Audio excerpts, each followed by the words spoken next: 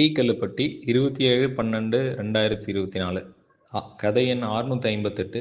பிரித்து மேய்தல். அப்பா, தியானத்தை பற்றி அணு அணுவா ரசிச்சு சொல்லிக் கொடுப்பீங்க போல என்றாள் மின்னலை. தியானம் என்பது ஓஷோ அவர்கள் கூற்றுப்படி ஒரு கருவிதான். நம்மிடம் எல்லாமே இருக்கிறது, ஞானம் உட்பட என்பது தெரியும் வரை அந்த பயிற்சி பயன்படுகிறது.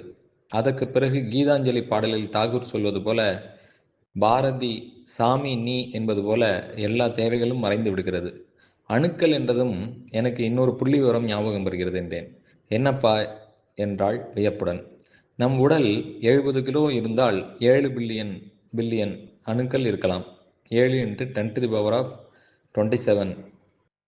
அதில் 27 சைபர்கள்.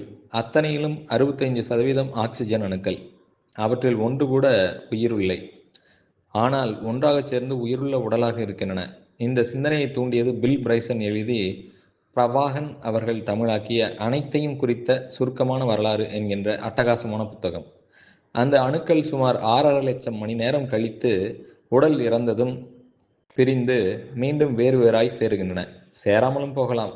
அப்பா, ஆளையே அணு அணுவா பிரிச்சது போதும் என்று சொல்லிவிட்டாள்.